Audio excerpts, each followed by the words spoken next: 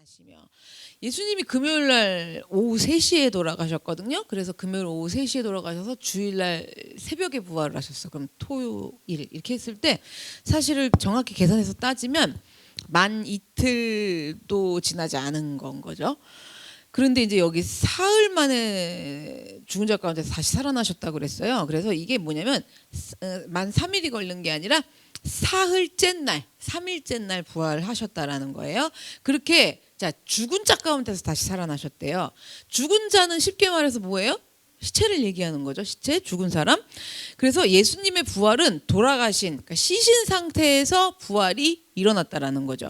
그래서 무덤 속에다가 장사했어요. 여기 다 나오죠. 장사한 지 사흘 만에 죽은 자 가운데서 다시 살아나시며 무덤 속에 예수님을 장사해서 시신으로 안치되셨던 예수님의 시신이 다시 살아나신 거예요. 이걸 믿습니다 하는 거거든요.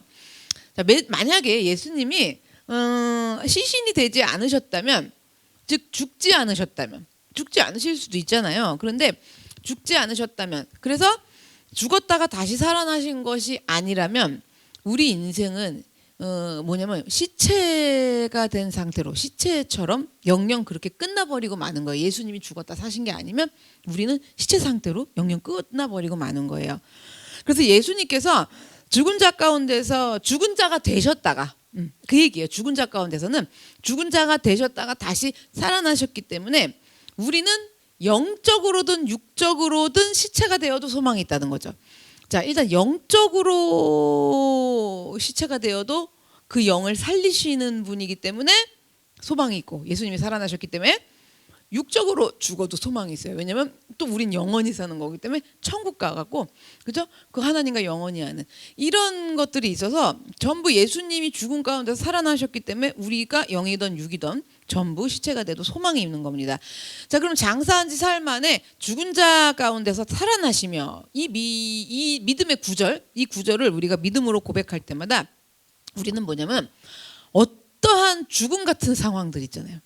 그러니까 우리 인생의 죽음 같은 상황들을 살다 보면 겪어요. 그렇잖아요?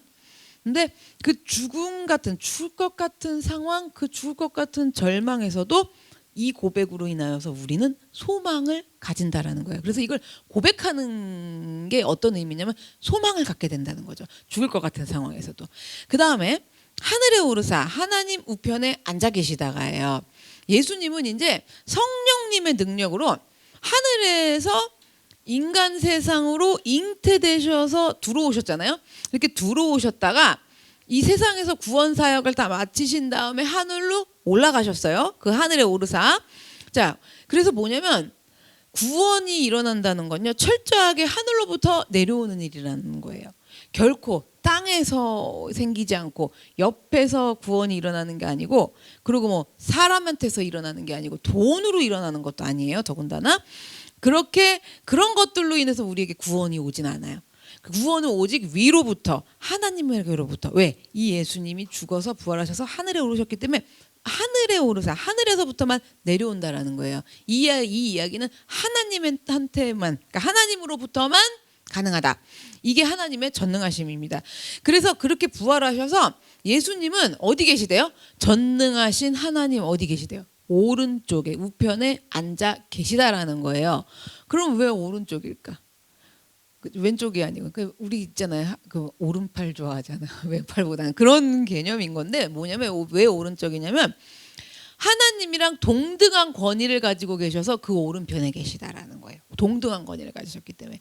자, 지난 시간에 설명드렸어요. 왜 하나님이랑 동등한 권위냐면 하나님이랑 본체가 같으신 성자 하나님이시라 그랬어요. 그래서 지난 시간 생각나시죠? 그 외아들 예수 그리스도를 믿사오니 할 때 하나님하고 본체가 같으신 독생자라는 거예요. 생각나세요? 고양이의 새끼는 고양이, 사람의 새끼, 사람의 자식은 사람, 강아지의 새끼는 강아지, 하나님의 자식은 아들은 하나님. 그래서 오른편에 계신 본체가 같으신 성자가 하나님이라는 이야기인 거예요. 그분이에요. 그 하나님이 오셨다가 오르셨다가 그 하나님과 똑같은 권위를 가지신 그 예수님이 거기 계시다라는 거예요. 그래서 성자 하나님이 2000년 전에만 이 땅에 오셔갖고 성자 하나님이셨던 게 아니라 부활하고 2000년 전에 부활하고 승천하셔서 하늘에 계시는 지금 이 시간에도 예수님은 누구시다? 하나님이시다. 성자 하나님이시다라는 거죠. 그 다음에 넘어갈게요. 저리로서 산자와 죽은 자를 심판하러 오시리라. 저리로서 이 말은 뭐냐면 거기로부터라는 말이에요. 지금 어디 계세요? 하늘에, 하나님 우편에 거기로부터 오시리라 이 얘기거든요.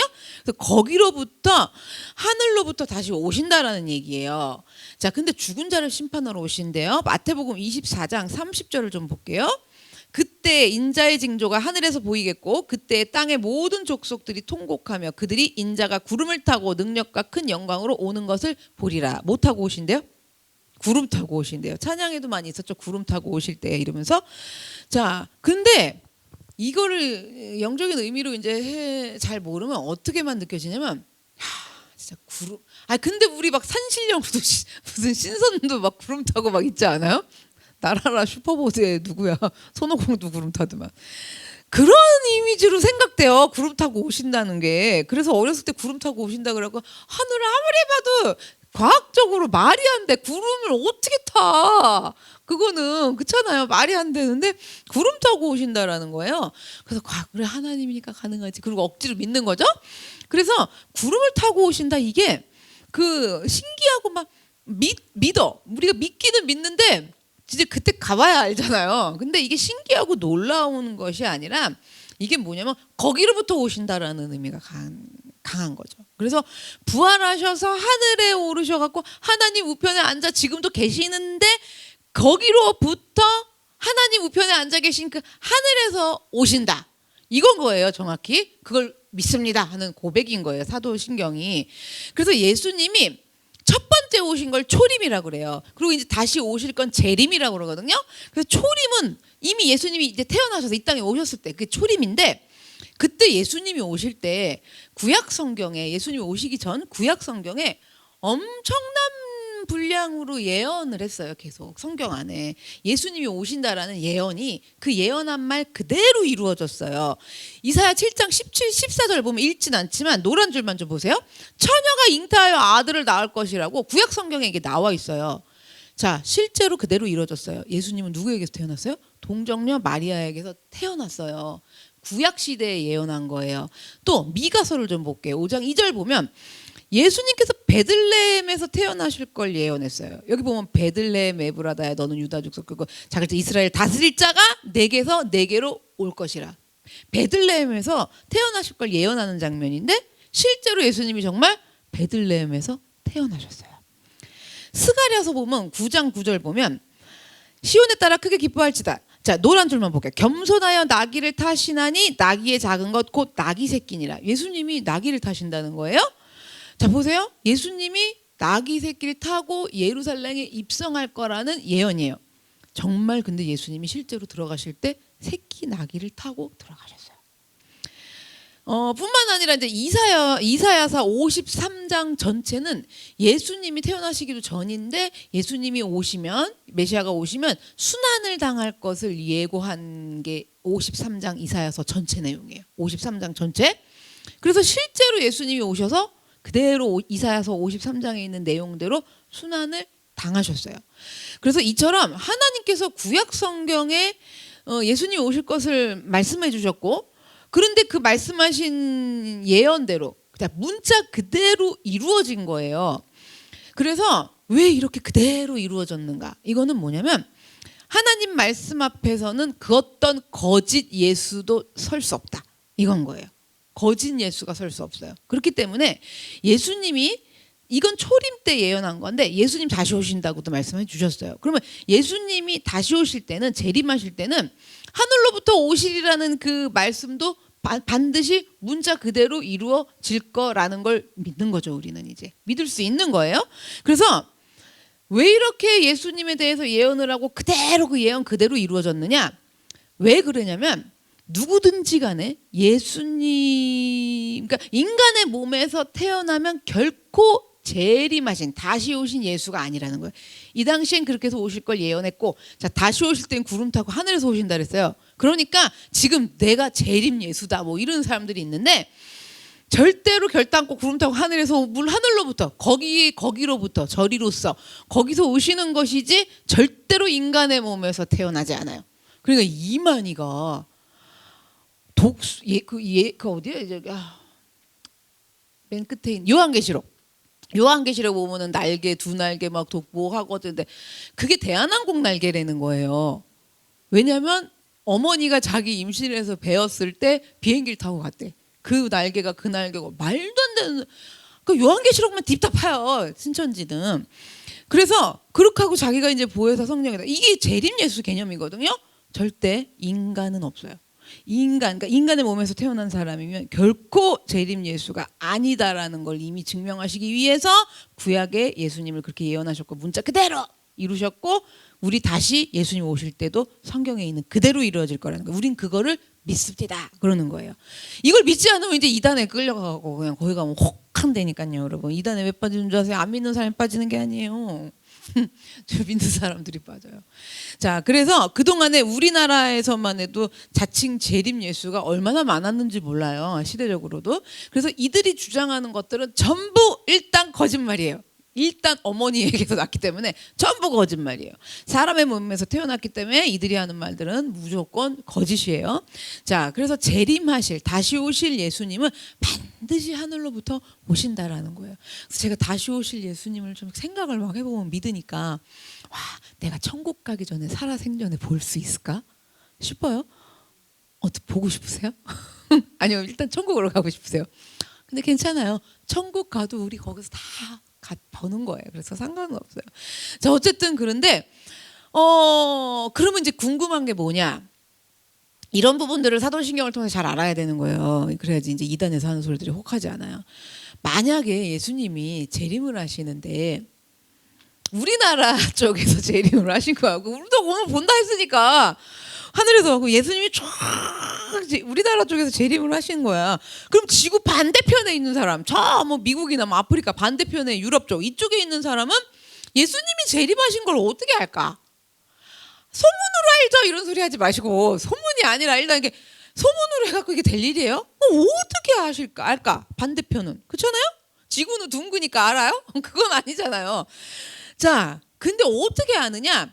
항상 얘기하는 말이지만 시간과 공간을 초월하셔요. 하나님은 그 예수님은. 그래서 부활하신 예수님은 이미 시간과 공간을 초월을 하셨어요. 그 당시 이 땅에 오셨을 때도. 그래서 어떻게 시간과 공간을 초월하셨냐면 예수님이 부활하신 것을 알지 못하는 제자들은 두려워가지고 어디 숨어 있었어요? 마가네 집 다락방에 다 모여갖고 숨어 있었어요.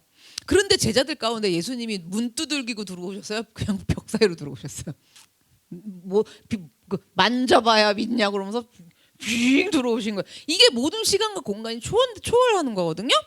그래갖고 문을 제자들이 열어드린 게 아니에요.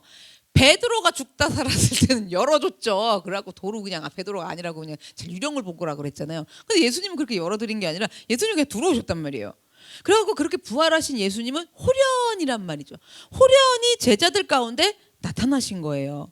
그렇게 예수님이 나타나신 건 시간과 공간을 초월하시는 분이기 때문이에요.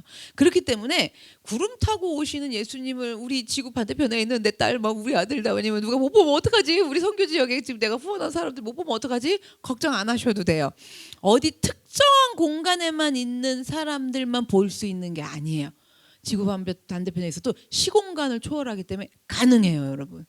이거에 대한 디테일한 설명은 저도 못 봐서 못 드리지만 우리 일단 믿어야 돼요. 근데 느낌이 오죠. 그래서 여러분 이단들을 생각해 보세요. 꼭 그분이 오신다고 그럴 땐 꼭 모여. 그쵸?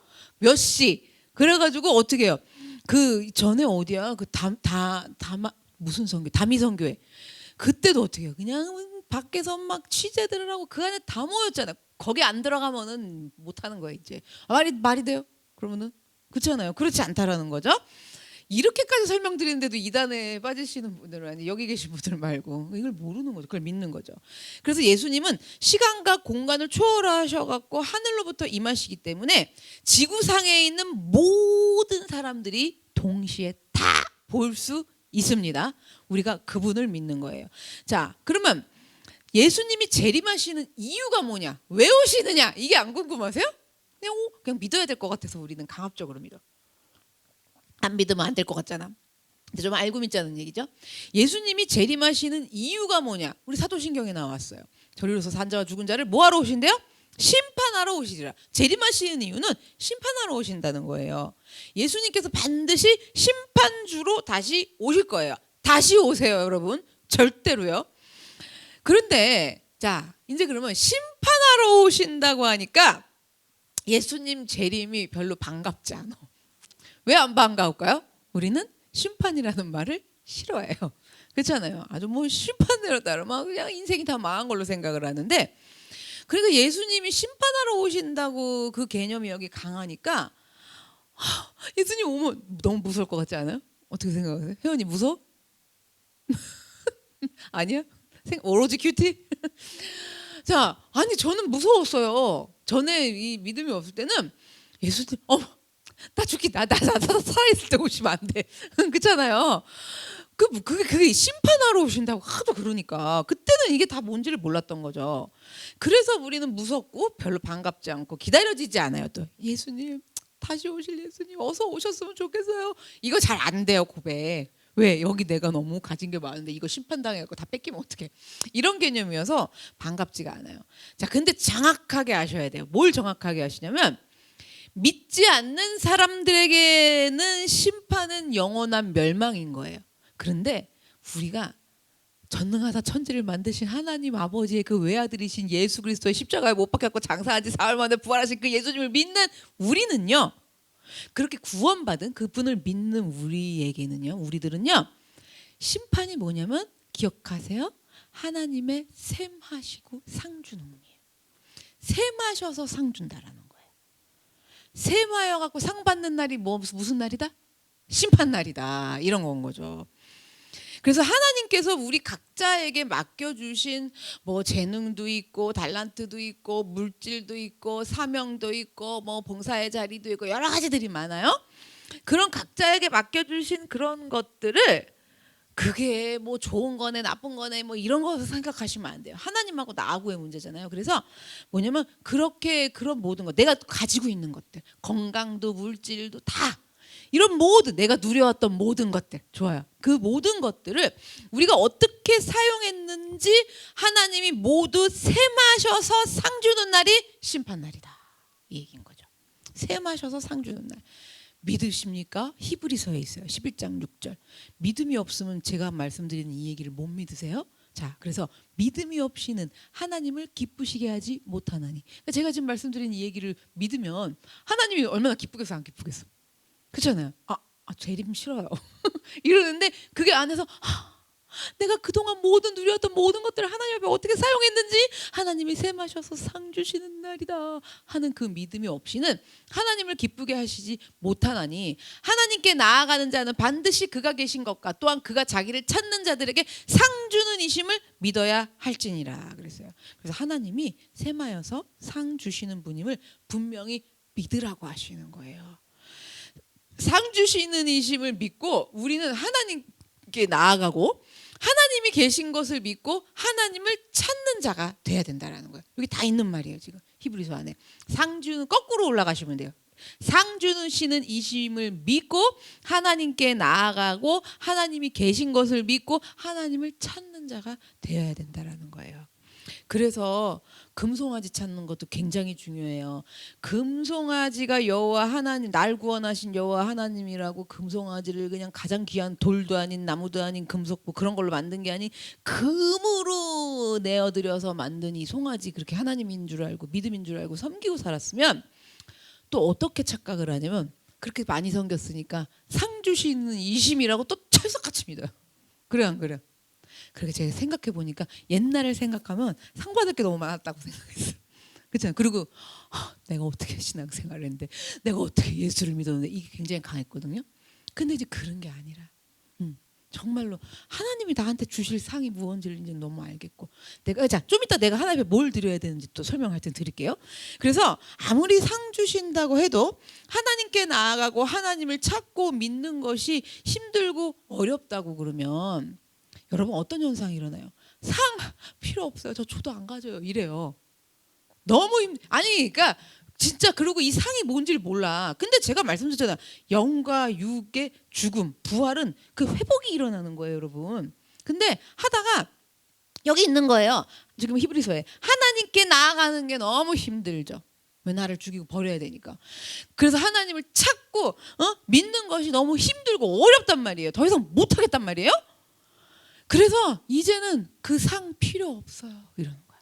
그 상 주심을 믿고 달려왔었는데 그 상 필요 없어요. 그럼 왜 필요가 없어 그동안에 이러면은 뭐라고 하냐면요, 지금 당장 죽을 것 같은데, 지금 저 죽을 것 같다고요? 저 죽을 것 같은데 그 상이 무슨 소용이 있어요? 이런 식의 반응이 나와요. 그러면 어떡하라고요? 지금 죽을 것 같은데 아니 상이고 뭐고 지금 상 받기 전에 죽게 생겼어요. 이런단 말이에요, 여러분. 그렇게 하시는 분들은 어떻게 설득하고 말려드릴 재간이 없어. 방법이 없어.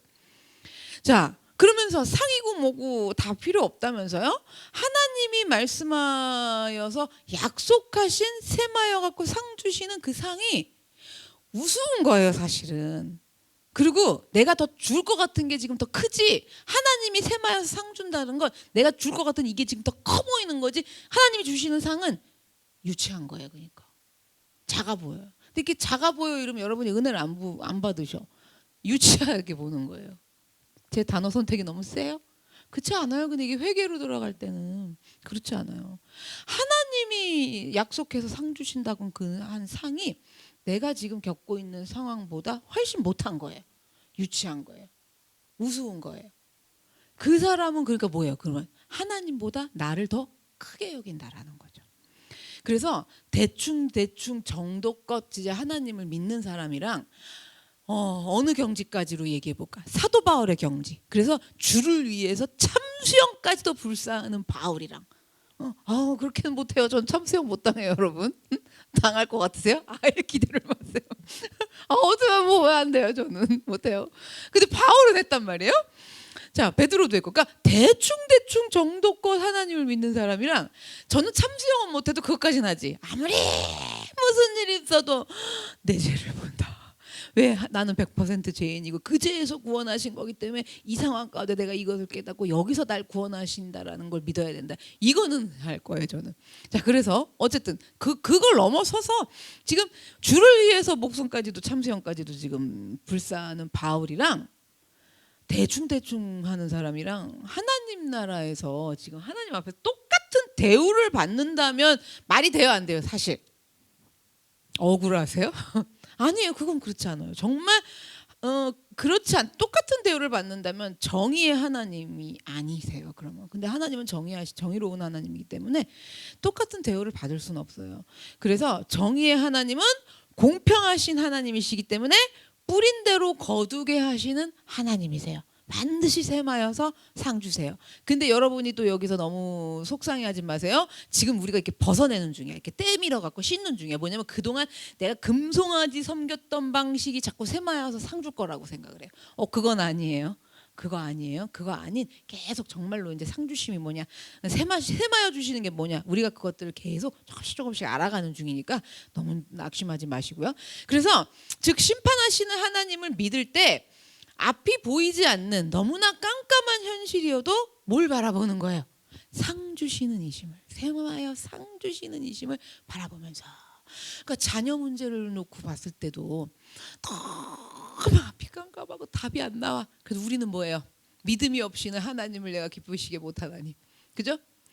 내 자식이 기쁘시게는 못해드리지만 내가 믿음이 없어서 하나님을 기쁘시게 못하면 안 되니까 반드시 세마여서 상 주시는 이심을 믿어야 할지니라. 이 얘기거든요. 이 얘기예요, 여러분. 이게 사도신경의 고백 안에 있는 거예요, 여러분. 정말 이게 뭐냐면 심판하러 오시리라 안에 있는 거예요, 여러분. 아시겠어요? 그러니까 옛날에는 어떻게 했어요? 너무 힘들면 천국 가고 싶어요. 여러분, 이건 잘못된 거지. 그렇죠? 해보셔서 알잖아. 날마다 올라가요. 그게 또 자랑스러워. 자살은 할 수 없으니까 주님이 저를 데려가세요 막 이러는데, 여러분 이거 이 수진한 고백은 안 나오는 거죠. 왜냐면 예수님 차라리 빨리 오셨으면 좋겠어요. 이 안에 뭐냐면 그냥 저를 데려가세요 이 얘기거든요. 근데 이제 우린 그렇게 하면 안 돼. 저 정말 다시 오실. 그러니까 저리로서 산자와 죽은 자. 산자는 나잖아요. 죽은 자들은 안 믿는 자들이잖아요. 산자인 나는 아직도 내가 하나님 안에서 이렇게 생명 붙이고 살아있잖아. 예수의 생명으로.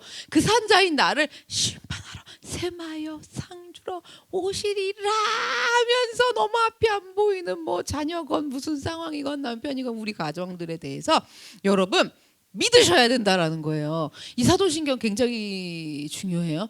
이거 하시고 싶으시면 저는 이거 설교 준비를 다 했기 때문에 자다가도 머리가 갑자기 지근지근지근 망한 일이 있었는데 사도신경을 쫙 사도신경을 외우면서 그 안에서 내가 기도를 만들어요.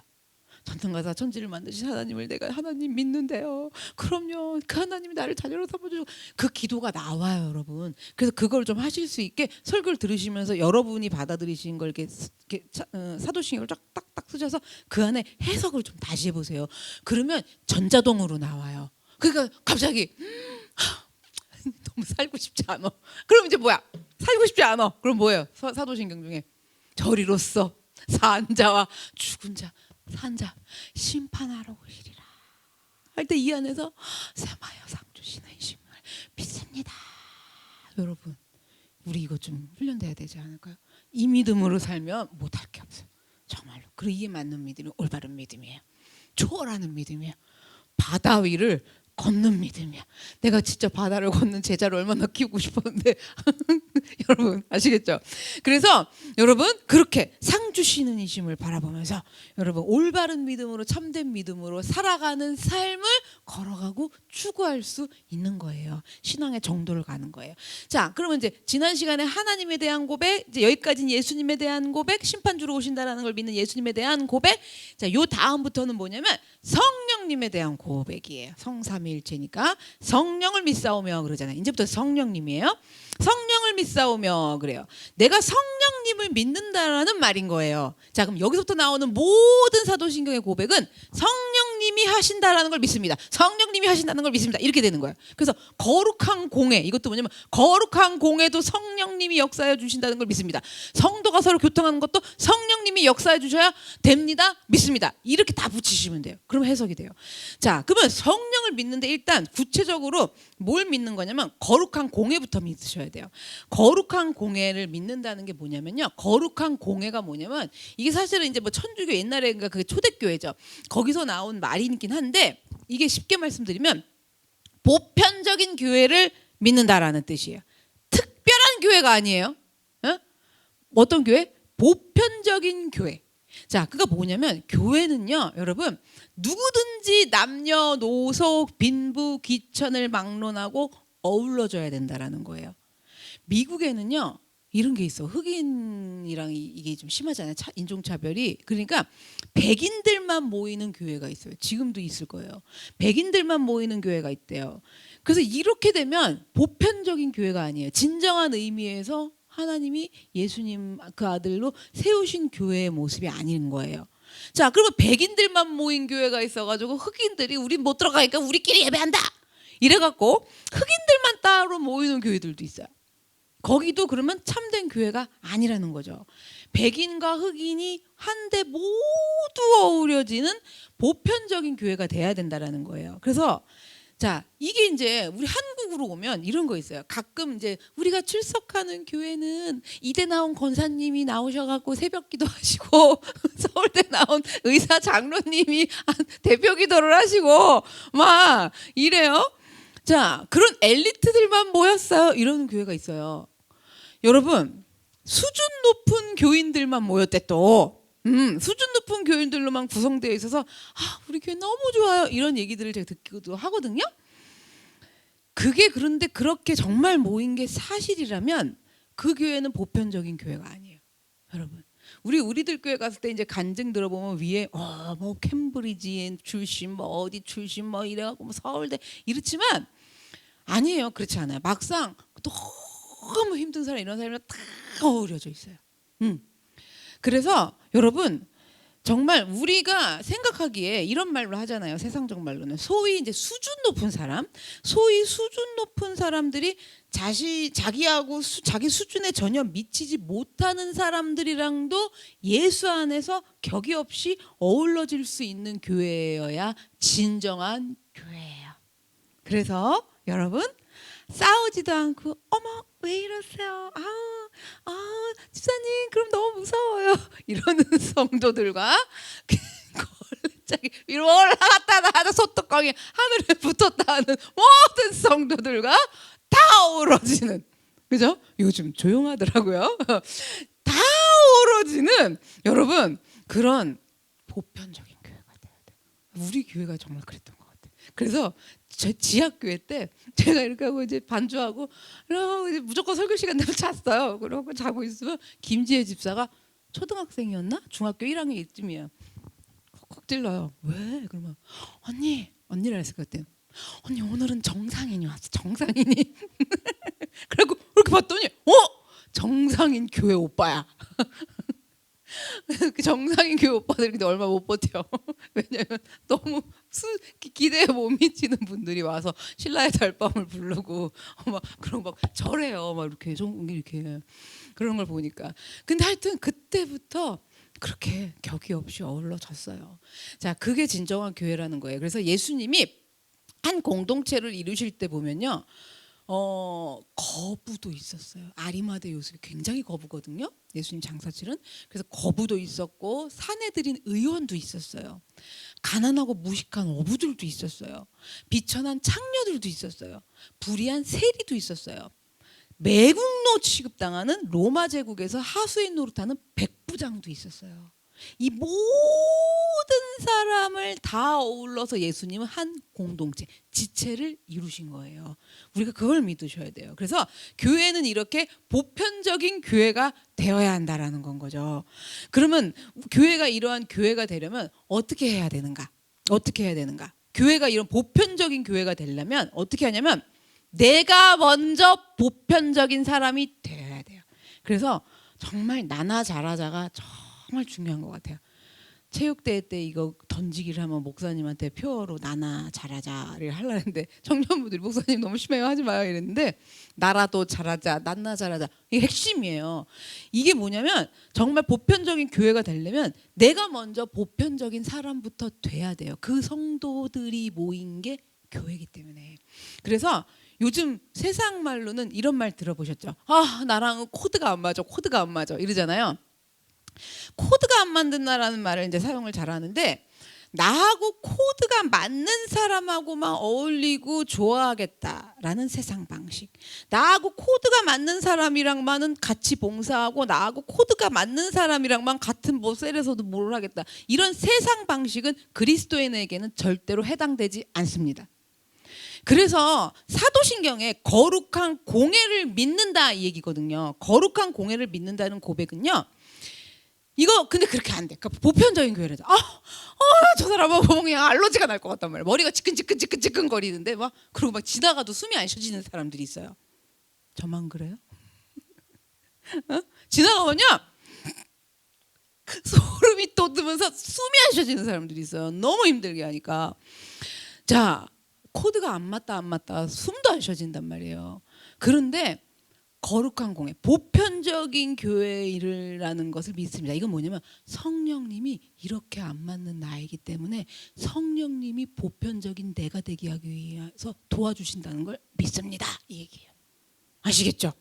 그래서 내가 성령의 도우심으로 보편적인 사람이 되고 그렇게 해서 모여서 보편적인 교회를 이루겠습니다. 만들어가겠습니다. 세우겠습니다라는 결단인 거예요. 그러니까 보편적인 예수님 같은 그리스도인으로 살겠습니다. 그러나 내가 그렇게 살 수 있는 사람이 아닙니다. 너무 더러운 것이 많아요. 그래서 성령의 능력으로 이것이 가능하다라는 걸 믿습니다. 이 성령을 믿어요. 그래서 아시겠죠? 그 다음에 성도가 서로 교통하는 것과 이게 뭐냐면 성도가 서로 교통한다는 건 서로 함께 한다가 아니라 함께 행한다. 함께 행한다랑 함께 한다랑 건 좀 다르죠 느낌이. 함께 행하는 걸 의미하는 거예요. 십자가의 죽음을 앞에 두신 예수님이 겟세마네 동산에 올라오셔갖고 거기서 최후의 마지막 기도를 막 하셨어. 그러면서 어떻게 했어? 기도하시면서 베드로와 야고보 요한 보고 뭐라 그랬어? 나를 위해서 좀 기도해달라고 이렇게 당부를 하신 거예요. 그러면서 예수님이 거기서 기도하실 때 정말 땀방울 피조물에 그 피가 맺히기까지, 피가 섞이기까지 처절하게 예수님이 거기서 기도를 하셨는데 이 부탁을 받은 제자들은 뭐 했어요? 잤어요. 정말 골아 떨어졌어요. 그러면 솔직히 한심하기가 짝이 없어. 그쵸? 한심하기가 짝이 없어. 아니 생각을 해보세요. 제가 지금 여기서 저 지금 내일 모레 죽습니다. 성도님들 저를 위해 기도해 주세요. 이런데 그래도 난 최소한 여기서 막 울고 기도해 주실 거라 믿어. 근데 갑자기 자. 아 지금 예수님인데 이거 너무 심각한 거잖아요. 진짜 정말. 그 제자 중에도 탑3 베드로, 야고보, 요한이 그랬단 말이에요. 그리고 이때 당시 예수님이 기도 부탁을요 처음이자 마지막으로 하신 거예요. 따지고 보면. 그러면 이런 식의 탑3 제자라면 나머지 제자는 말할 것도 없고 탑3가 이러는데 사실상 그러면은 더 이상 기대할 게 없어요. 그렇잖아요? 기대할 게 없어요. 그런데 예수님이 어떻게 하셨어요? 일어나셨어. 기도하고. 그리고 어떻게 해요? 자고 있어. 기가 꽉 차죠.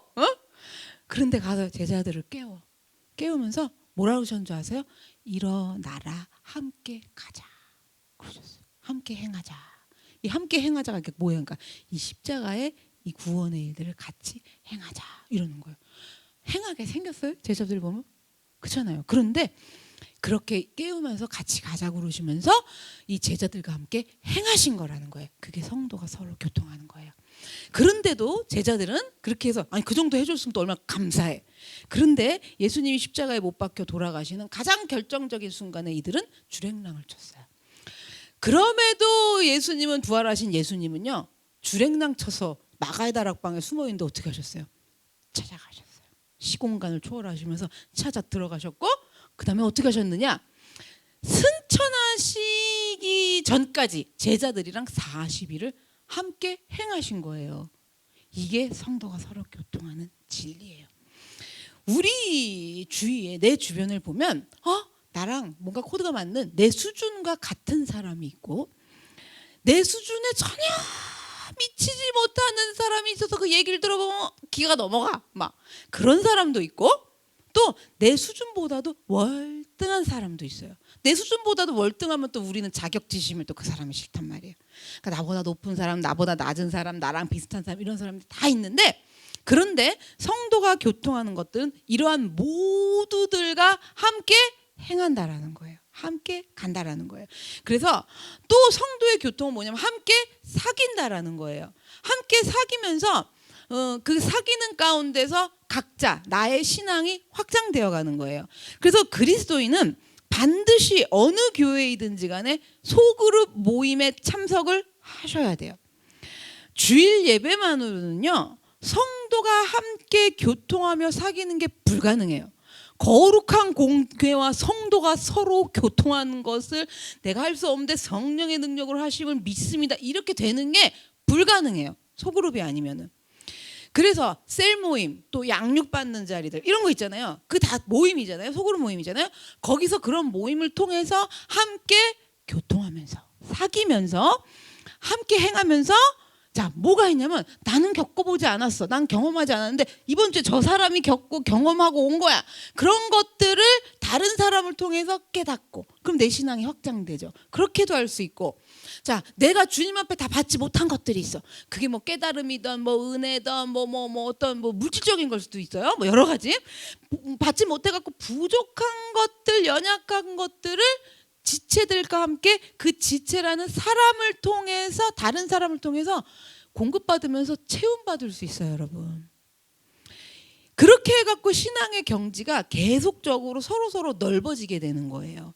이게 바로 뭐냐면 거룩한 공회와 성도가 서로 교통하는 거예요. 아시겠죠?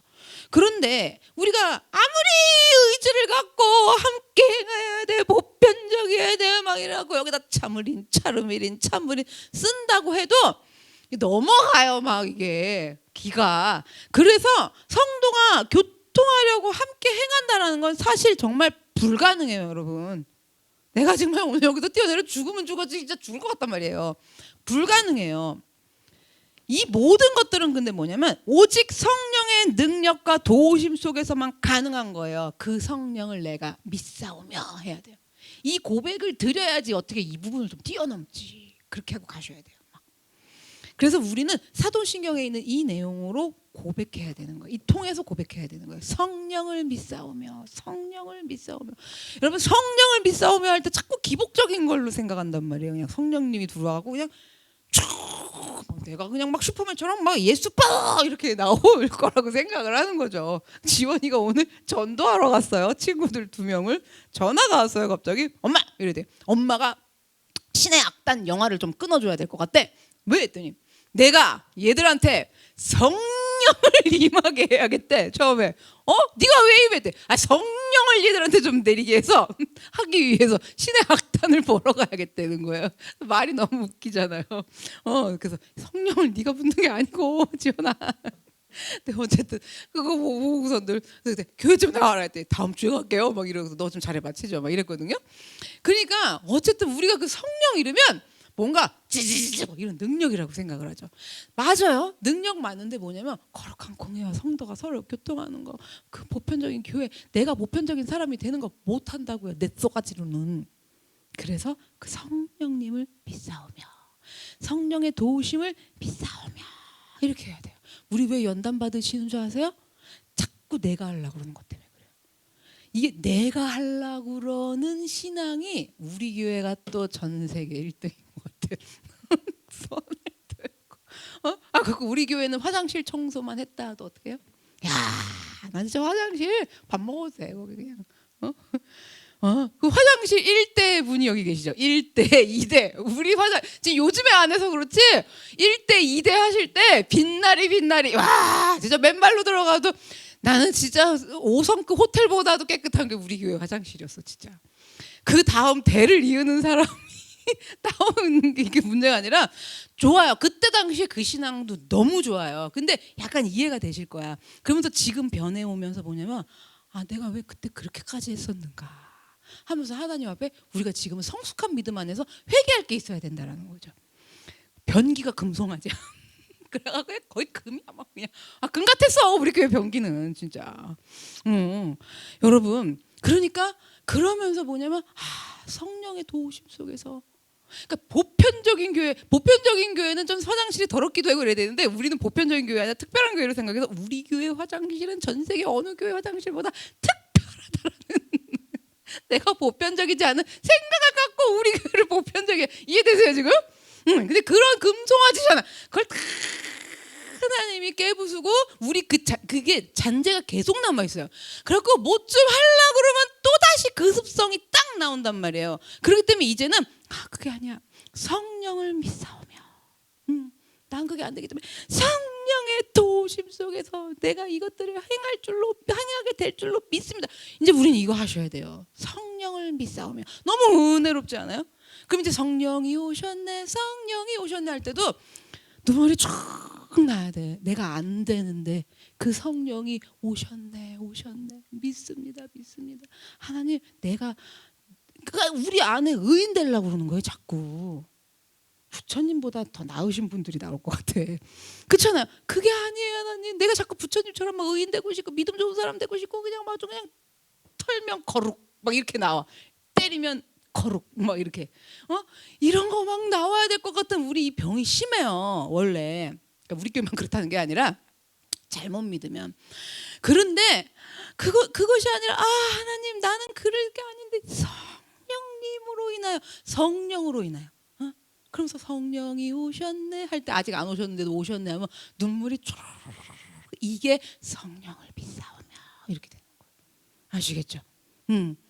그래서 거룩한 공예와 성도가 서로 교통하는 거 이게 뭐예요? 그러니까 함께 행하며 사귀어야 할 사람들 모두와 함께 가겠습니다 라고 고백해야 된다라는 거예요. 함께 못 가기 때문에 성령이 오심을 믿습니다. 도와주심을 믿습니다. 이렇게 되는 거예요. 자, 그 다음에 죄를 사하여 주시는 것과 몸이 다시 사는 것, 영원히 사는 것을 믿사옵나이다. 아멘까지 4가지를 할 건데 죄를 사하여 주시는 것을 믿어야 돼요. 우리는 하나님을 눈으로 뵌 적이 없어요. 그렇지만 우리는 보이시지 않는 하나님이 그 아들 예수 그리스도를 통해서 나의 죄를 용서해 주셨음을 믿는 거예요. 그게 죄를 사하여 주시는 것과예요. 보이지 않는 하나님이 보이는 예수 그 아들을 통해서 우리의 죄를 용서해 주셨음을 믿는 거예요. 우리가 그러면 이걸 어떻게 믿느냐?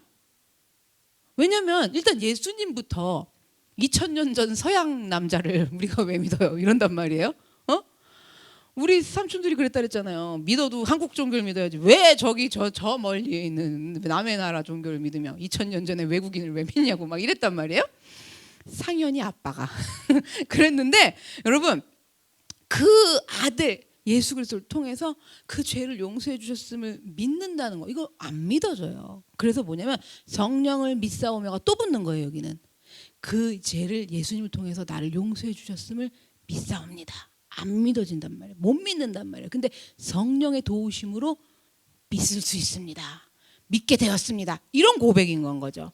성령님의 역사 속에서만 죄를 사하여 주시는 게 가능해요. 그래서 내 죄가 사함을 받았다는 것을 성령님의 역사 속에서 이제 믿는다는 게 조금 더 구체적으로 뭐냐면 이런 거예요. 성령의 역사가 있어야지 믿는데 성령의 역사가 없으면 자각이 안 생겨요. 어떤 자각이 안 생기냐면 내가 죄와 사망으로 죽을 수밖에 없는 사람이라는 게 여기 자각이 안 들어와줘요. 그리고 내가 왜? 이렇게 돼요.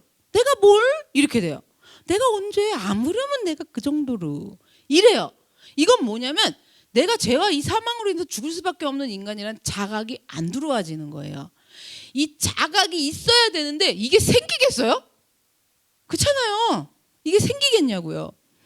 그래서 이러한 자각이 우리는 생길 수가 없어요. 생길 수가 없기 때문에 내가 나가서 별짓 다 하고 살면서도 누가 좀 범죄한 거 사람 보면 거기 쫓아가가지고 막 이게 잡혀갈 때 막 사형시켜라 이러고 막 뭐 계란 던지고 막 이런 전 그런 사람들 보면서 그 예수님이 죄 없는 자가 돌로 치라 그랬어요. 똑같은 거잖아요. 그 자각이 없는 거예요. 그러니까 막 거기 쫓아가가지고 막 사형시키라고 난리를 치고 막 때리고 막 그러잖아요. 그냥 이렇게 잡혀가는 죄수들을. 그래서 이 자각, 그럼 물론 그 죄수들이 잘못했죠. 그런데 그럴 자격은 없어요. 사형시켜라 말아라 막 난리칠 자격 없어요. 왜?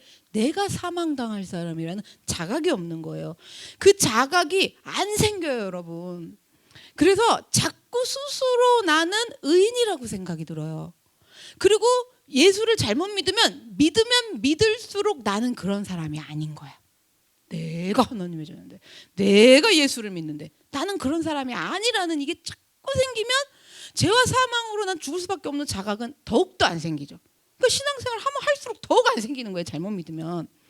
그리고 자꾸 내가 믿음이 좋아 보임을 남에게만 보여주는 게 아니라 내가 나에게도 내 믿음이 좋다는 걸 나 스스로에게도 계속 보여줘야 돼. 나 스스로에게. 그러니까 내가 믿음 없는 걸 인정할 수가 없어. 여러분. 그렇게 되고 싶어 한다고요. 의인 되고 싶어 하는 거예요. 이게 의인은 오직 예수 그리스도 한 분이에요. 근데 내가 의인 되고 싶은 거예요. 그러니까 이런 상태가 되면 뭐가 필요 없어지는 줄 아세요? 하나님의 죄사함이 필요 없어져요. 그렇죠? 하나님의 죄사함이 필요 없다라는 거는 그 죄를 사하시려고 예수 그리스도를 보내셨는데 그 예수 그리스도의 십자가의 복음도 필요가 없다라는 거예요. 이게 자꾸 소용없어지고 무의미해지고 없어지게 되는 거예요. 예수 잘못 믿으면 믿을수록. 그래서 이렇게 되지 않도록 막아주시는 것도 누구다? 성령님이다. 저는 진짜 어렸을 때부터 항상 교회 안에 있으면서 모든 부흥회야 다 따라다니면 들은 게 얼마나 많은데 그런 신앙관이 이 안에 얼마나 꽉 차 있었는지 몰라요.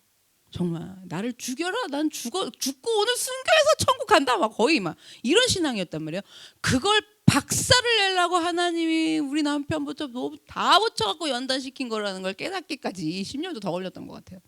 정말 말릴 자가 없어. 저는 나를 목을 따라야 완전히 정말 여러분. 근데 그거 굉장히 믿음이 있어 보인단 말이에요. 그거 아니라는 거예요.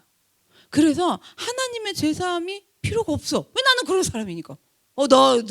내가 지금 뭐가 있어? 나는 세마여서 상 받을 거밖에 없어. 잘못된 거잖아요.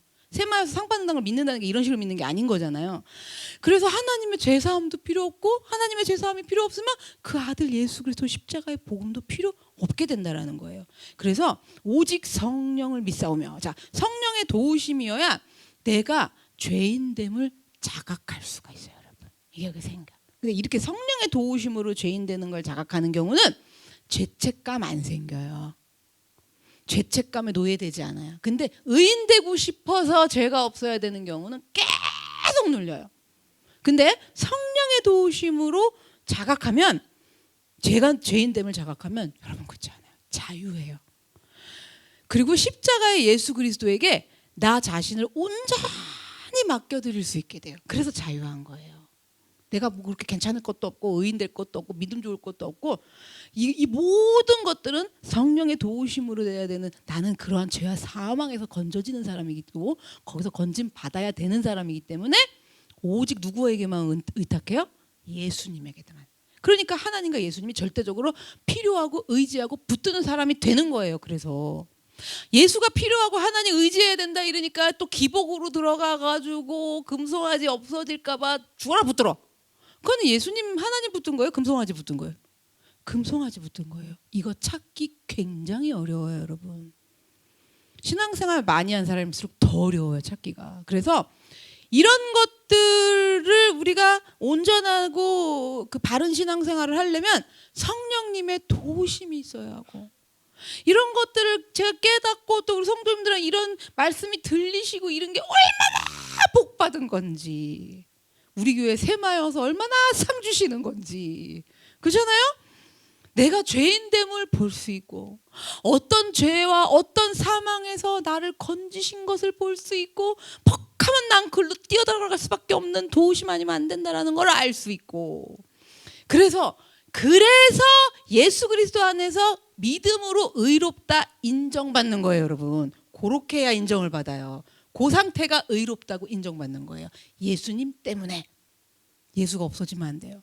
그러니까 뭐냐면 그렇게 인정받은 내 모습, 죄와 사망으로 절대 될 수 없는 내 모습, 이걸 두 개를 동시에 다 보셔야 돼요, 여러분. 무슨 말인지 이해되실까요? 죄와 사망이라 나는 거기 딱 그런 사람인 것과, 그런데 예수님 안에서 그런 내가 절대적으로 그분만 붙드니까 정말 그 붙드는 나를 보고 믿음으로 의롭다. 왜? 예수님이 다 처리해 주실 일이니까. 당연히 그 예수님의 의가 내려오잖아. 의롭다 인정받는 내 모습, 이 두 가지 모습, 죄와 사망의 모습, 의롭다고 인정받는 모습, 이 두 모습을 동시에 쫙 볼 수 있는 거. 근데 이게 제가 말로 이렇게 설명을 드려서 그렇지 이게 되잖아요? 그러면 이 안에 참 자유와 그죠, 평안과 이게 가능한 거죠. 자, 그래서 사도신경에서 죄를 사하여 주신 것과 이 구절을 우리가 고백하면서 이거예요. 그 하나님으로 말미암아 십자가의 복음을 우리에게 주셔서 죄와 사망에서 건짐받은 나 자신이라는 정체성을 계속 잊어버리지 않고 확인하는 것. 그게 뭐라고요? 죄를 사하여 주신 것과 이거라는 건 거죠. 그 다음에 이제 몸이 다시 사는 거, 이걸 또 믿으셔야 돼요. 몸이 다시 사는 건 뭐예요? 부활한다는 거잖아요. 자, 이 말은 뭐냐면 너무 은혜로운 말이에요. 뭔지 아세요? 원래 상태로 회복된다. 뭐 너무 소망 생기지 않으세요? 몸이 다시 사는 것과 이럴 때 원래 상태로 회복된다. 하나님이 창조하셨을 때 그 상태로, 그 하나님이 뜻하셨을 때의 상태, 원래 상태로 회복된다. 회복 하나도 안 돼도 안 믿어지니까 이제 뭐야? 성령을 믿사오며, 이제 성령의 도우심으로 원래 상태로 회복되는 것을 믿사옵나이다. 이렇게 되는 거죠. 아시겠죠? 엄청난 고백들이에요. 그래서 사실은 신앙 고백이. 자, 그런데 자, 원래대로 회복될 때 자, 영적인 회복이 일어나죠. 근데 여러분, 영적인 회복뿐만 아니라 육적인 회복도 원래대로 일어나야 되는 거예요. 육적인 회복도. 만약에 생각해 보세요. 영적인 회복만 일어나고 육적인 회복은 안 일어나. 그러면 그건 온전한 회복이라고 할 수는 없어요. 육적인 회복 안에는요, 가정 안에서의 관계들, 사람들과의 관계, 뭐 이런 것도 육적인 거예요, 다. 그죠? 그런 부분은 다 육적인 거예요. 자, 물질의 문제, 건강의 문제, 여러 가지 이런 거 다 육적이에요. 관계의 문제도 전 육적이에요. 영적인 건 따로 있죠. 또 영적인 문제. 영적인 문제는 뭐예요? 내가 다시 새 생명을 얻어갖고 하나님의 자녀된 거잖아요. 자, 여러분, 그래서 이런 원래대로 회복되는 거, 몸이 다시 사는 거, 여러분, 이거 성령의 역사 속에서 일어나는 겁니다. 그래서 성령을 믿사오며, 그래서 너무 소망이 안 생기시면요, 몸이 다시 사는 것을 못 믿는데 성령을 믿사오며 성령의 능력으로 내가 아직은 되는 거 아니어도 일단 내가 믿을 것을 성령이 도와주실 걸 믿습니다. 왜냐면 고백을 해야 되니까 여러분, 그렇죠? 그리고 성령님이 진짜 도와주시고요. 자, 그래서 이런 것들을 사도신경을 통해서 믿음으로 고백하는 거예요. 그 다음에 마지막에 영원히 사는 거, 영원히 사는 거, 이걸 또 이제 믿어야 되는데, 야, 이것도 성령의 도우심 아니면 못 믿어요. 영원히 사는 거. 한마디로 영생을 믿는다라는 거예요. 영생, 영원히 사는 건데 솔직히 뭔지 잘 모르겠거든요. 영생이, 그렇잖아요. 영원히 사는 게. 자, 그래서 모르겠어서 잘 안 보이면은, 자, 제가 만들어 드리죠. 뭘 쓴다? 안경, 그죠? 여기는 무슨 안경이냐면 영생 안경을 한번 만들어 써보는 거예요. 영원히 사는 안경? 이걸 딱 썼다고 생각해 보세요. 그러면 보이는 거예요. 영원히 사는 안경? 그리고 딱 써요. 그 안경 쓰고 이렇게 보는 거예요. 세상을 보고 내 삶을 보는 거예요. 내 환경을 보는 거예요. 그럼 뭐가 보이냐면 기복이 아니에요. 그러니까 내가 생각하는 잘 될 거 막 이런 게 아니라 뭐냐면 뭐가 진정으로 중요한 건지 덜 중요한 건지 안 중요한 건지, 뭐가 더 큰 일인지 작은 일인지, 이런 것들 있죠. 뭐가 정말 필요한 일인지 불필요한 일인지, 이게 확연하게 보이는 거예요. 자, 그래서 이 영원한 안경이라는 걸 쓰고 보지 않으면, 그러니까 이걸 쓰고 안 본다는 건 뭐냐면 영원히 사는 것을 안 믿는다는 얘기죠. 그렇죠? 그걸 안 믿으면 뭐가 큰 일인 거 작은 일인 걸 보지를 못하니까, 뭐가 중요하고 중요하지 않은 건지를 보지 못하니까, 뭐가 유익이고 뭐가 내가 해를 당하는 건지 보지를 못하니까, 결론은 뭐냐면 내 욕망과 탐욕으로 내 생명을 내가 갉아먹는 어리석음을 저지르게 되는 거예요. 가장 큰 일은 뭐예요? 우리 천국 가는 거예요. 가장 작은 일은 뭐예요? 나 좀 두 발 좀 뻗고 살아봤으면 좋겠네, 이거예요. 비교하자면, 그렇죠? 아유, 지옥에 가더라도 여기서 도박석에서 만나보고 죽었으면 좋겠다. 이게 사실은 이게 안경 쓰고 영원히 사는 안경 쓰고 보면 그것 때문에 죽을 것 같은데 그거 작은 일이에요. 정말 큰 일은, 그죠? 그리고 뭐 훈련 받을 때도 너무 많아요. 뭐가 중요한 건지 중요하지 않은 건지 이런 것들. 근데 우리는 안 중요한 건데 그냥 이거 안경 안 끼면 그냥 그게 중요해갖고 미치고 환장하고 팔딱 뛰겠거든요. 그러니까 딱 끼고 보면 이게 이렇게 중요했던 건가? 이거 갖고 왜 그랬을까? 이 생각이 들죠. 영원히 사는 것을 믿어야 돼요. 영생을. 여러분, 이게 뭔지 아세요? 왜 우리가 그렇게 아웅다웅하는 줄 아세요? 별것도 아닌 것 같고, 김치를 줬네 덜 줬네 뭐 왜 그러는 줄 아세요? 영원히 사는 걸 안 믿어서 그래요. 막상 내일 죽는다 그러보세요. 그러면 천국 가는 거 딱 실감해 보세요. 그러면 천국 가서 영원히 살아요. 천국 가서 영원히 살아요. 천국 가서 영원히 살아요. 이럴 때 여러분 김치고 뭐고 그런 거 갖고 안 그래요. 그래 안 그래? 그렇죠? 영원히 살. 이거 그러니까 여기까지 믿음이 안 올라가는 거예요, 사실은. 천국 복음, 천국 소망. 여러분, 우리요 영원히 살아요. 뭐라고요? 영원히 산다고요. 이 땅에서 뭐 남편이랑 배우자랑 살기 힘드세요? 그럼 천국 가서도 영원히 안 살아요. 그게 안 사는 게 아니라, 생각을 해봐. 우리 남편은 자꾸 천국 가면 우리 집 오는 줄 아는데 저는 철떡같이 믿어요. 뭐냐면 천국 가갖고 이 땅에서도 힘들어 죽겠는 남편이 내 집에도 또 와봐. 여러분, 그게 천국이에요? 그래 안 그래? 천국이면 정말 내 남편이었네 이러고 하나님하고 무아지경에 있기 때문에 그런 거 없어요. 그리고 이런 거 있잖아. 만약에 부인이 먼저 죽어, 남편을 너무 사랑했어, 또 그러면 너무 슬퍼. 여보, 우리 할머니, 여보 천국 가서 만나요, 천국 가서 만나요 이러는 거야. 너무 보고 싶은 사랑하는 남편이야. 그치? 남편이 먼저 천국 갔어. 그리고 나도 이제 죽었어. 천국 갔더니 여보 이래봐. 그게 어떻게 천국이야? 그래 안 그래요? 여보! 그랬더니 또 남편은 당신 거기서 혼자 사는 동안 나를 얼마나 보고 싶었어. 아니 여러분, 그런 게 없다고요.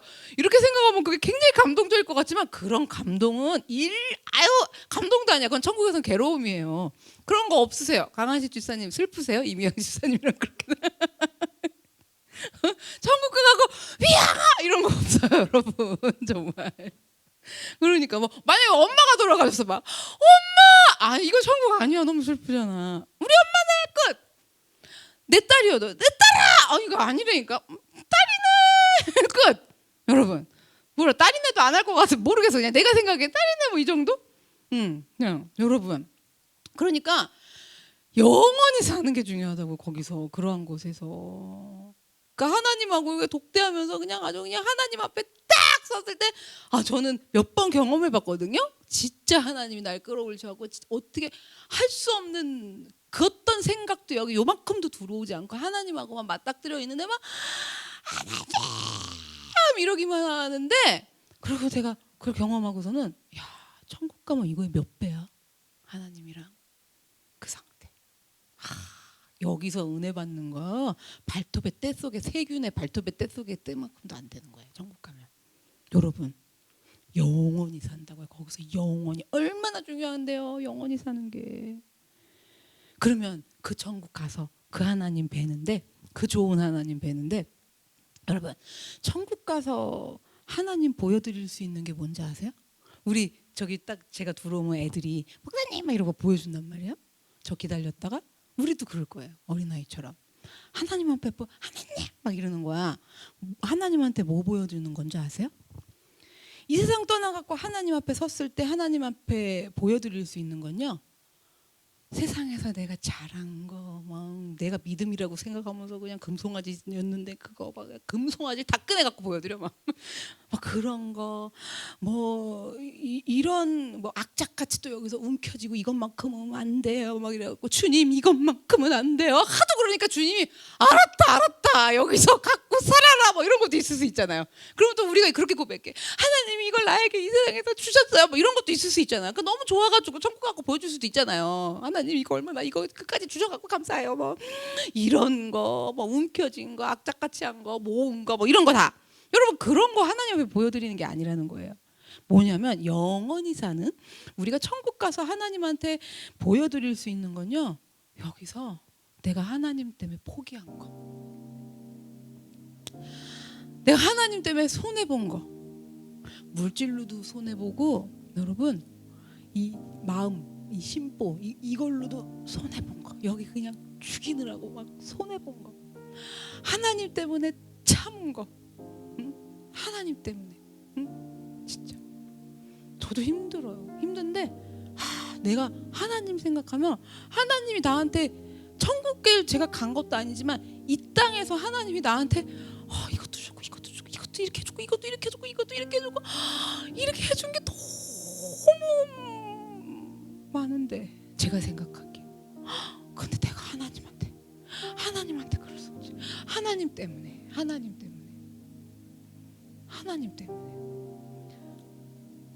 저는 팔자 좋은 거 같고 안 힘들어 보이실 수 있는데요, 진짜 목사님이 그러세요. 저녁 때 돼야 좀 살아나. 그러니까 야, 너 진짜 저녁 때니까 살아난다 이래. 아침부터 그 시간까지는요 진짜 죽어가는 사람이에요. 맨날 그 와중에 일어나고 설교 준비하고 뭐하고 뭐 이러는데, 와, 여기 안에서 고민하지, 생각하지, 스트레스 받지. 뭘 스트레스 받냐면, 여러분들이 생각하시는 거랑 차원이 달라요. 길이 없어요. 답이 없어요. 근데 이 길 없고 답 없으면 내가 믿음 없어서가 아니라, 내가 길이 없고 답이 없어야 또 해나갈 수 있는 것들이 있어요. 그래야 내가 주님 붙들고 그 성령님 도우심 받아가고 할 수 있는 거기 때문에, 사실 하나님 안에서 길이 없는 게 어디 있어요. 그런데 나는 길이 없는 이유는 하나님이 나를 통해서 이뤄가시려고 그러는 거기 때문에 내가 느끼는 건 너무 길이 없고 답이 없단 말이에요. 그런데 그러면서도 하는 이유가 뭐냐면, 그냥 가만히 있고 잠잠히 있는 이유가 뭐냐면 하나님 때문에요. 다 하나님 때문에요. 그냥 여러분, 우리 그렇게 살아요. 오늘 집에서 앞에서 내 자식이 물 말아서 밥 먹고 있어요? 내 앞에서 밥 못 먹어요, 여러분. 그러면 그 은혜 잊어버리지 말고, 하나님이 어떻게 해주셨는데, 그 하나님 때문에. 응? 여러분, 오늘 밥 지어갖고 드셨어요? 밥 못 먹어요. 돈이 없어서도 못 먹지만요, 건강이 허락해주지 않아서도 못 먹고요. 또 지금 아프셔갖고 병원에 계세요? 병원에도 못 있어요. 여러분, 그러면 그 하나님이 나를 어떻게 해주셨는데, 하나님이 나를 어떻게 도와주시고 인도해 주셨는데, 하나님 때문에 했던 것들, 여러분 세마여서 상 주시는데, 여기서 주섬주섬 다 꺼냈더니 꼬깃꼬깃하고 막 너적너적하고 그냥 찌찌꾸찌 그래. 그거를 이렇게 다 꺼내서 여러분 보여드릴 건 그거밖에 없어요. 보여드릴 게 그거밖에 없어요. 이 땅에서 내가 하나님 때문에 한 만큼, 하나님 때문에 해왔던 것만큼 천국에서 영원히 사는 곳에서 되돌려받는 거예요. 내가 영원히 사는 것을 여러분 이렇게 믿는 거예요. 영원히 산다, 천국 이러면 너무 안 와닿아요. 근데 그 신앙의 본질은 내가 여기서 하나님 앞에 보여드릴 것은 그 믿음이에요. 거기 가서 그렇게 보여드릴 것을 믿사오니, 여러분 이거예요. 너무 아름답지 않아요, 신앙? 여러분 이걸 믿어야 여기서 포기해야 할 걸 미련 없이 굳게 접어서 여기다가 또 넣고, 왜? 그거 이제 하나님 보여드릴 거니까 여기다 넣고. 영원히 사는 것을 믿는 사람이어야 그렇게 해도 안 억울해요. 근데 내가 금송아지 섬기면서 내 노력과 내가 의로하고 내 믿음으로 하려고 그러면요 억울해 죽을 것 같아요. 더 이상 못 하겠는 거예요. 더 이상 못 하겠다고요. 언제까지 내가 이걸 해야 되나? 하나님 아무리 훈련이어도 그렇죠. 어떻게 이렇게까지 하실 수가 있어요? 라는 생각만 들어요. 근데 영원히 사는 것을 믿는, 천국에서 그 하나님이랑 내가 그렇게 살 것을 믿는 사람은요 억울하지 않아요. 하나님 어떻게 이렇게까지 하세요? 이런 말 나오지 않아요. 지금까지 그럼 내가 한 건 뭐예요? 하나님 지금까지 그럼 내가 한 거 다 소용없는 거였어요? 그래요. 그러니까 전 다 필요 없고 여기서 복도 못 받겠네요. 막 이러거든요. 그런 생각 들지 않아요. 여러분 그렇게 하지 않고 영원히 사는 것을 믿고 그 천국에서 하나님 앞에 보여드리면서, 하나님 앞에 내가 보여드리면서 여러분 그걸 이 땅에서 믿고 함께 행하며 성도와 교통하며 거룩한 공예를 이루어가며 이렇게 하는 것들을 나아가는 게, 이 모든 것이 성령의 도우심 속에서 가능한 줄로 믿습니다. 영원히 사는 것을 믿지 못하는 사람이면 평생 먹어도 다 먹지 못하고 죽을 거, 움켜쥐면서 억울할 것이고요. 평생을 써도 다 쓰지 못할 건데 더 모으려고, 더 쌓으려고, 더 할 걸, 더 해볼 걸, 더 버텨볼 걸, 그럼 그때 그렇게 하지 말고 참아볼 걸 후회하면서 날마다 동분서주하다가 갑자기 일순간에 그렇게 사는 것도 어느 날 허망하게 끝나버리는 거예요. 다 물거품 돼서. 이러한 인생은 반드시 후회로 끝나는 인생이 됩니다. 그러므로 우리는 사도신경을 통해서 진정한 고백을 하나님께 하면서 성령의 도우심을 받아 영원히 산다는 것을 우리가 가슴 깊이 진정으로 믿고, 이 세상 살아가는 동안에 이 세상 하나님 성령의 도우심 받아서 여기서 내가 이 세상을 넉넉히 이기며 하나님 아버지의 죄사함과 성령의 도우심으로 여기서 넉넉히 이기며 살겠다고 다짐하며 고백하면서 살아가기를 원합니다. 사도신경은요 그렇게 해갖고 아멘으로 끝나요. 아멘으로 끝나는데 아멘이 뭐냐면 그 얘기예요. 하나님 제가 지금까지 드린 고백들 제가 그냥 한번 해본 말들이 아닙니다. 진짜요. 정말 진짜 진심이에요. 정말이에요. 진심이라고 제가 감히 말씀드릴 수 있는 이유는요 제 힘으로 하고 제 노력으로 하면 이렇게 못하지만 사도신경 통해서 말씀드리는데 정말 성령을 믿어요. 성령이 도와주셔서 그렇게 행할 수 있다는 것을 믿어요. 그래서 성령이 도와주시는 걸 믿기 때문에 제가 지금 드리는 고백들 정말 진짜예요. 정말 진심입니다. 이 말씀드렸던 고백들은 제 진실한 고백입니다. 제가 드린 이 고백들이 제 삶에서 열매로 맺어지도록 도와주실 것을 믿습니다 라는 아멘인 거예요. 이게 그걸 믿습니다라는 아멘으로 끝나는 거예요. 여러분 하나님이 보이시지 않는다고 내가 원하는 대로 아무 것이나 아무렇게나 믿어서는 안 됩니다. 하나님이 보이시지 않는다고 보이는 금송아지 믿으면서 여호와라고 그러면서 살면서는 안 됩니다. 당장 내 눈에 보이는 기적을 구하지 말고 보이지 않는 분이신 본질을 믿으면서 살아가기를 원합니다. 내가 바라는 것, 눈에 보이는 기적을 믿는 것이 아니라 보이지 않는 것을 믿는 것입니다. 보이지 않기 때문에 믿어야 돼요. 여러분 보이지 않기 때문에 믿어야 돼요. 내가 살아생전에 내 눈으로 보기 원하는 것들은 믿고 살아야 할 대상이 아니에요. 내가 살아생전에 죽기 전에 이것 좀 되는 거 보고 좀 죽었으면 좋겠는 건 내가 믿어야 할 대상이 아니에요. 여러분 우린 그걸 그 하나님이라고 그러고 송아지 만들어서 믿은 거예요. 죽기 전에 하나님 내 남편이 좀 예수 좀 잘 믿고 이렇게 갖고 우리 자식들이랑 갖고 죽기 전에 그거 좀 보고 싶으면 정말 그래서 상 좀 받고 살았으면 좋겠어요 그러더라고. 그걸 믿는 대상이에요. 그걸 믿고 사는 거예요. 여러분 금송아지예요. 다 우리가 믿는 건요 보이지 않는 하나님, 나를 죄와 사망에서 건지시라고 그 십자가의 복음으로 아들 예수 그리스도를 통해서 나를 건지신 보이시지 않는 하나님이 오직 믿어야 할 대상입니다. 믿어야 할 대상, 여러분 나를 구원해 주신 금송아지라고 떠벌뜨는 그 우상 똥일이 섬기지 말고 이제부터는 우리가 어떻게 하는 거예요? 안 보이니까 믿는 거다. 보이지 않으니까 믿는 거다. 이 눈에, 내 눈에 아무 증거 안 보이니까 믿는 거다. 내 눈에 된 게 하나도 없으니까 믿는 거다. 여러분, 이러한 믿음 가지고 보이지 않는 것들을 보면서 믿음으로 살아가게 도와주시옵소서. 다 같이 주여 한번 외치고 기도하겠습니다. 주여.